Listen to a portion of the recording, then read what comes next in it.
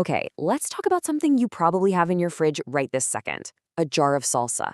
We're gonna dive into how a classic family recipe goes from a small kitchen to a massive factory. And believe me, there's some seriously cool science that makes it happen. You know that sound, right? That super satisfying pop when you crack open a new jar. And yeah, sure, you know it means it's fresh, but do you know why it pops? The answer is pretty wild. It's all about crazy high speeds, extreme temperatures, and even a little bit of physics. All right, so our story kicks off in New Mexico at the El Pinto factory. They make this world-famous salsa that started out as a beloved family recipe. This is really where that old school tradition crashes right into some amazing modern tech. So what's actually in this stuff? Well, at its core, the recipe is super simple, just how you'd want it. We're talking fresh, top-notch ingredients. Those famous Anaheim peppers from New Mexico, some fresh jalapenos for a kick, tomatoes, garlic, salt, and of course, a whole lot of love. It's that classic mix that tastes like it's straight out of a family cookbook. But here's the thing. How do you make a salsa that tastes exactly the same every single time when you're making literally thousands of jars? Well, that takes science. And the very first problem to solve is getting that spice level just right. Okay, quick question for you. When you think about a chili pepper, what's the spiciest part? I bet most people would say the seeds, right?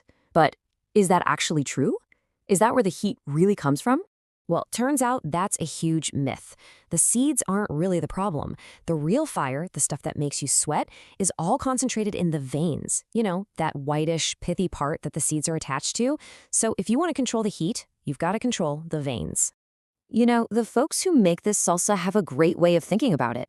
They say it's just like a winemaker who has to control the exact amount of grapes. For them, it's all about controlling the exact quantity of peppers. That's how they nail that perfect, consistent level of heat, jar after jar. And that brings us to the real puzzle here. I mean, it's one thing to whip up a batch of salsa in your kitchen, but how on earth do you make that same recipe for millions of people? How do you go industrial without losing what made it special in the first place? Just to give you an idea of the scale we're talking about, look at this. We're not using a mixing bowl here. They use a giant vacuum pump to suck almost 900 kilograms of tomatoes into a single mixer. That's nearly a ton, just for one batch. It's insane. So how do they keep the quality high when they're making so much? It's not just about having bigger pots and pans. The real secret, the hero of this whole story, is temperature. It's all about super precise, high-speed, high-tech temperature control. That's what keeps it fresh and safe. And when I say high speed, I am not kidding. Get this, that entire 900-kilogram batch of salsa goes from cold to boiling in 20 seconds. 20, not minutes, seconds. That's just an unbelievable bit of engineering. So let's break that down. It's going from basically fridge cold, 1.5 degrees Celsius, all the way up to a blistering 87 degrees in a flash. That huge temperature jump is the key. It lets them cook everything perfectly without having to let it simmer for hours, which would just turn it all to mush. Now, the heat isn't just for cooking the salsa itself. There's another crucial step. Before a single drop of salsa touches glass, every single jar gets blasted with steam that's at a crazy 121 degrees Celsius. This completely sterilizes it, zapping any germs and making sure it's totally safe to sit on a store shelf.